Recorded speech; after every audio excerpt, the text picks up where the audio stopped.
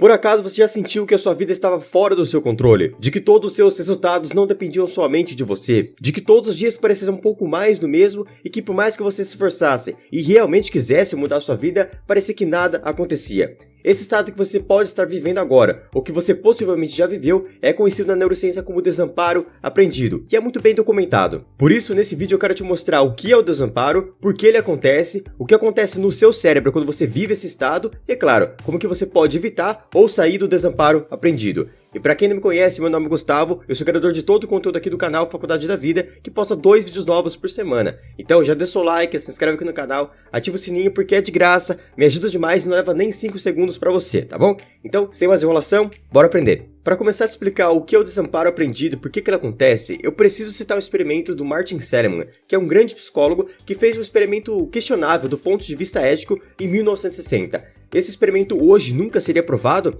pelo Conselho de Ética, mas ele ocorreu. E como é que aconteceu esse experimento? Basicamente, ele pegou alguns animais, alguns cães e alguns gatos, e separou esses animais em 2 caixas diferentes.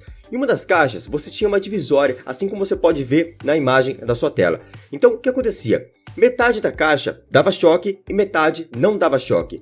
Então, basicamente, o cachorro que estava no lado que dava choque, ele pulava para o outro lado e ele ficava naquele conforto depois na parte que não dava choque. Esse choque era um choque forte, causava uma dor, então o cachorro, na hora que apareceu o choque, ele já pulava para o outro lado. Já a segunda caixa era um pouco diferente, ela também tinha essa divisória no meio, porém ela dava choque nela inteira. Então se o cachorro tivesse um lado, ele tomasse o choque e fosse para o outro, ele ia tomar choque do mesmo jeito. Não importa se ele pulasse, não importa se ele esbarrasse na parede, não importa se ele gritasse, ele ia tomar o choque. E o que o Martin percebeu é que depois de um tempo, esses animais começaram a desistir da realidade deles. Eles começaram simplesmente a aceitar aquele choque, aceitar aquela dor, como se, por mais que eles se esforçassem, nada mudaria. E aí depois eles pegaram esses animais que estavam na segunda caixa, que dava choque nela inteira, e colocaram na primeira caixa, que dava choque somente na metade. E o que eles perceberam é que o cachorro tomava o choque, mas ele não queria pular para o outro lado. É como se ele tivesse aprendido ou criado, entre aspas, uma crença de que não importa se eu pular para o outro lado, eu vou continuar tomando choque. Essa é a minha realidade, essa é a minha vida, eu vou aceitar essa dor para sempre. Então, novamente repetindo, esse experimento ele foi realizado em 1960 e o Conselho de Ética naquela época não era tão rigoroso. Hoje, esse tipo de experimento nunca seria aceito e eu sei que é um experimento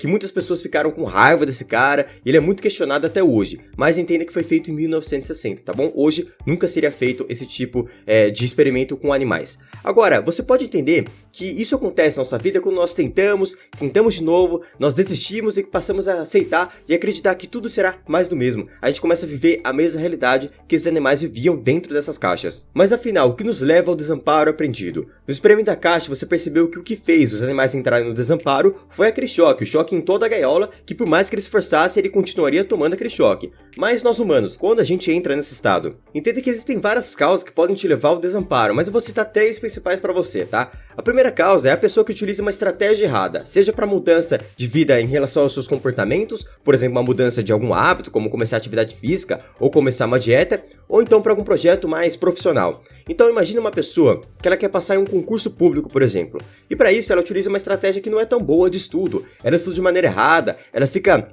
simplesmente acordada a noite inteira, achando que isso vai ajudar ela a estudar melhor, ela simplesmente fica relendo o material ao invés de fazer uns resumos, ao invés de fazer perguntas, ao invés de treinar com outras pessoas, ela usa uma estratégia errada. Com isso ela vai fazer o que ela vai ter como resultado? Ela vai continuar repetindo aquele comportamento, ela vai continuar tendo os mesmos resultados, até o momento que ela pode aceitar. Ela pode olhar para ela e falar, nossa, eu não consigo passar nesse concurso, eu já tentei muito, eu realmente me esforço, mas como ela está colocando todo o esforço em uma estratégia errada, ela não consegue atingir aquilo que ela deseja.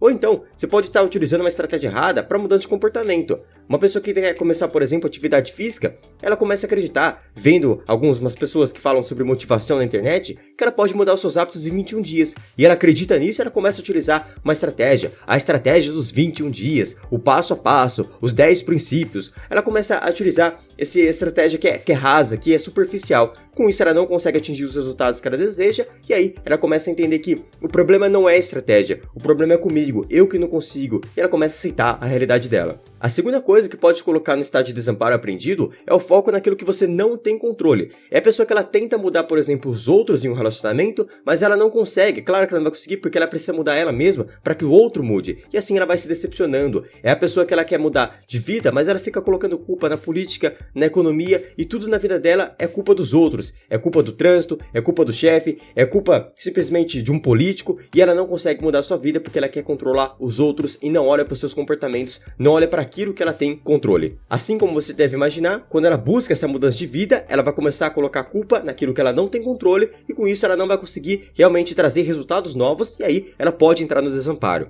E o terceiro tipo, a terceira causa que pode te levar ao desamparo aprendido é a pessoa que faz tudo certo, é a pessoa que se esforça, é a pessoa que realmente coloca energia naquilo que ela está fazendo, mas mesmo assim ela não atinge os seus objetivos e passa por muitos momentos difíceis. É normal, muitas vezes a gente faz aquilo que é certo, a gente utiliza uma estratégia certa, a gente se esforça para aquilo, mas a gente acaba não conseguindo, seja por motivos pessoais, seja por questões externas, a gente acaba não conseguindo. E quando isso acontece com você, quando muitos acontecimentos passam na sua vida e te atrapalham de atingir aquilo que você deseja, você também pode entrar no desamparo aprendido. Lembrando que o desamparo aprendido, ele vai ser aquele estado de que por mais que você se esforce, nada muda, nada acontece. Parece que você aceita a sua realidade. E o desamparo é muito comum em casos de depressão e ansiedade. Apesar disso, ele não está apenas relacionado a isso. Uma pessoa ela pode não ter depressão, pode não ter ansiedade, mas ela pode estar vivendo o desamparo aprendido. Então vamos ver as principais características do desamparo para você perceber se você já viveu, se você está vivendo ou se você conhece alguém que está passando por isso.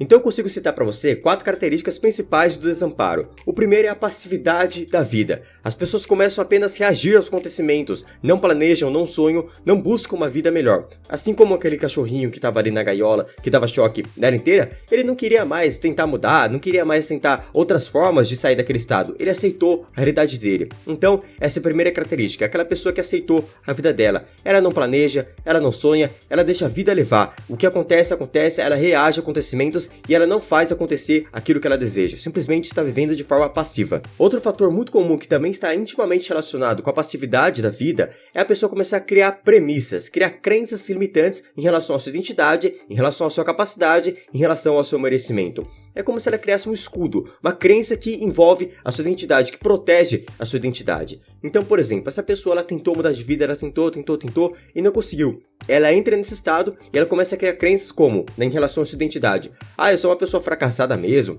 eu sou uma pessoa que não consegue fazer nada direito, eu sou uma pessoa que nunca vai conseguir atingir o sucesso. Ela começa a criar crenças limitantes em relação à sua identidade. Eu sou uma pessoa que procrastina, eu sou uma pessoa que nunca vai conseguir ser feliz. Ela pode criar uma crença em relação à sua capacidade, ou seja, eu não consigo fazer isso direito, eu não sou bom em matemática, eu não sou bom em tocar música, eu sempre procrastino em relação àquilo que é capaz de fazer, que é o merecimento. Eu não mereço essa pessoa comigo, eu não mereço esse resultado, eu não mereço ter a vida que eu desejo. Eu sou uma pessoa que simplesmente aceita a minha realidade e eu sou assim e você sempre assim. Então a pessoa começa a criar um escudo de crenças, de premissas para proteger aquela identidade que foi construída com base em tentativa e erro, até criar o estado de desamparo. O terceiro fator é a expectativa negativa em relação ao futuro, intimamente relacionado à ansiedade também. Quando ela pensa sobre o seu futuro, quando ela pensa sobre os seus próximos anos, os seus sonhos, os seus objetivos, tudo que vem na mente é uma repetição de fatos negativos. Então ela pensa, nossa, esse é um novo ano, eu posso começar a mudar minha vida. Mas quando ela começa a pensar sobre o futuro, a expectativa é negativa. Ela começa a pensar, mas já sei onde isso vai dar. No meio eu vou desistir, vai acontecer alguma coisa, eu não vou conseguir mudar minha vida, vai continuar repetindo tudo aquilo que eu já vivi. Eu vou começar um novo relacionamento, vai ser a mesma coisa. Essa pessoa vai me trair, essa pessoa não vai me querer, ela vai me deixar. Então tudo na vida dela, ela começa a entender que é tudo um pouco mais do mesmo. Tudo aquilo que ela já viveu que foi negativo. E é claro, o quarto fator que você pode perceber em todas essas questões é a baixa autoestima. Falta de confiança, perfeccionismo extremo. A pessoa fica pensando, nossa, será que o que os outros vão pensar? Será que isso aqui realmente tá bom? Será que eu posso fazer melhor? Isso, procrastinação, a pessoa vai deixando isso para depois. Relacionada à expectativa negativa em relação ao futuro. Às vezes a pessoa pensa assim, eu não vou conseguir fazer isso direito mesmo? Então eu vou deixar esse projeto para depois. A pessoa pode ter dificuldade de reconhecer as suas próprias conquistas, dentre outras questões da baixa autoestima. Então a gente tem aqui a passividade da vida, a criação de premissas, a expectativa negativa em relação ao futuro e a baixa autoestima. E agora, vamos ver uma parte que pra mim eu acho mais interessante, que é o que acontece no seu cérebro. Então vamos que agora é papo de gente grande, porque aqui no canal Faculdade da Vida você aprende neurociência de verdade, tá? Então vamos lá. eu quero te mostrar aqui uma versão simplificada para você começar a entender um pouco mais o que acontece no nosso cérebro. Então eu fiz esse esquema aqui, você acompanha comigo para você entender, tá? Primeiro eu vou te mostrar uma realidade de uma pessoa que está vivendo desamparo, depois uma pessoa que não vive o desamparo, ok? Então vamos começar. Primeiramente, vamos imaginar que aqui em cima da sensação de controle e em cima da sensação de falta de controle, acontece um problema. Então pode ser que no seu dia você tenha quebrado o seu carro, você não passou em uma prova, aconteceu algum problema na sua realidade e você tem duas perspectivas. A primeira é a sensação de controle, a outra é a sensação de falta de controle. Então, primeiramente, como eu falei, vamos começar pela pessoa que está vivendo desamparo. Essa pessoa ela tem uma falta de controle, ela tem uma sensação de que ela não tem controle sobre aquilo, falta de controle sobre a vida, certo? Quando ela tem essa sensação, o que vai acontecer é que ela vai dar uma ativada. Então, seta amarela é ativação, seta vermelha é inibição, tá? Dá uma ativada, dá uma energizada ou dá uma desligada, tá? Então, a sensação de falta de controle dá uma ativada do córtex pré-frontal ventromedial. Pensa comigo, córtex pré-frontal na frente, ventro entre, medial na linha do meio, tá bom? Então aqui como você pode ver nessa estrutura em vermelho. Então ele dá uma ativada no córtex pré-frontal ventromedial. O córtex pré-frontal ventromedial vai dar uma ativada no núcleo dorsal da RAF, e aí o que vai acontecer?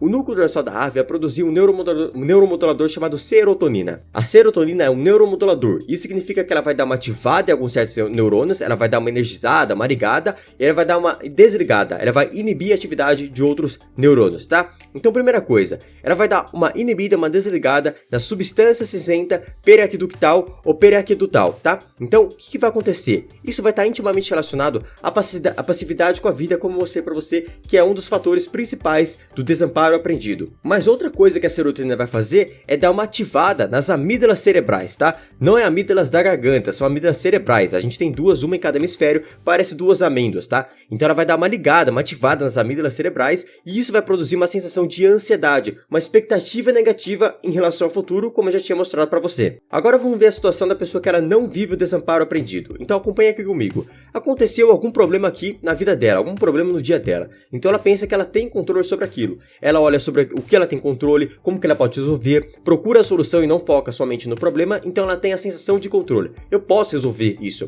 O que vai acontecer é que vai ter uma inibição do córtex pré-frontal ventromedial. Com isso, não vai ser ativado o núcleo dorsal da RAF e com isso, esses dois processos aqui também não vão acontecer. Então a pessoa não vai ter nem a passividade com a vida, nem a ansiedade em relação ao futuro. Então essa vai ser a principal diferença entre as pessoas que vivem o desamparo e as pessoas que não vivem o desamparo. E só para você ter isso muito claro, tá? As estruturas envolvidas no desamparo aprendido não são somente essas, mas essas são as principais, tá? O nosso cérebro trabalha de maneira global, de maneira inteira. A gente não pode simplificar dizendo que somente essas estruturas são responsáveis por produzir a passividade, a ansiedade e o desamparo aprendido, tá bom? Então vamos ver agora como que a gente pode sair do estado de desamparo aprendido ou evitar esse estado, tá? Então a primeira coisa que você pode ter percebido, se você entendeu o que acontece no seu cérebro, é produzir a sensação de controle, é você ter foco no controle. Então primeira coisa, quando alguma coisa acontecer na sua vida, quando algum problema aparecer na sua vida, você deve fazer o seguinte, você deve pegar uma folha e escrever de um lado o que eu tenho controle e do outro lado o que eu não tenho controle.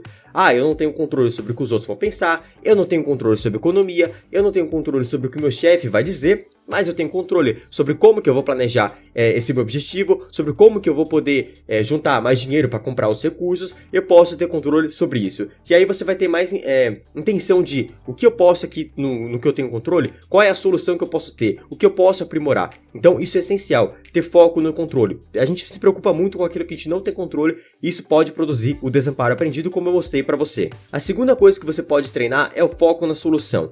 Algumas pessoas, quando elas têm algum problema na vida, elas começam a reclamar de tudo, elas começam a focar no problema. Então, nossa, eu não acredito que o pneu do meu carro furou, e agora vai atrapalhar toda a minha rotina, eu vou perder muito tempo aqui, eu vou me atrasar por outra coisa, eu vou ter que fazer um monte de coisa ainda, isso vai me custar. Então ela começa a focar no problema, a gente precisa treinar a focar na solução. O pneu furou, o que eu posso fazer? Será que eu sei trocar? Será que eu tenho internet para ver como é que troca o pneu? Será que eu posso pedir ajuda de alguém? O que eu posso fazer para arrumar isso logo? Foco na solução. E o foco na solução a gente não treina nesses momentos que são mais difíceis, os momentos que são mais emotivos, mas nos pequenos momentos do dia. Então imagina que você tá lá em casa e de repente você tá escrevendo um texto e a sua caneta ela estoura ou simplesmente acaba a tinta. O que você vai fazer? Nesse pequeno momento, você pode ou reclamar, mas nossa, acredito que essa caneta estourou, sujou tudo aqui, ou você pode focar na solução. Deixa eu pegar uma outra caneta aqui e pronto, acabou, já começa de novo, tá bom? Então o foco na solução você treina nas pequenas coisas do dia, porque se chegar para você treinar no momento muito emotivo, quando acontecer um acidente com alguém, você vai ter que levar essa pessoa para o hospital, você não vai conseguir ter foco na solução, você vai ficar desesperado, você vai travar. Então foco na solução, como essas pequenas coisas do dia a dia. Terceira coisa que você precisa desenvolver, que parece até clichê, é o autoconhecimento, tá? Por quê?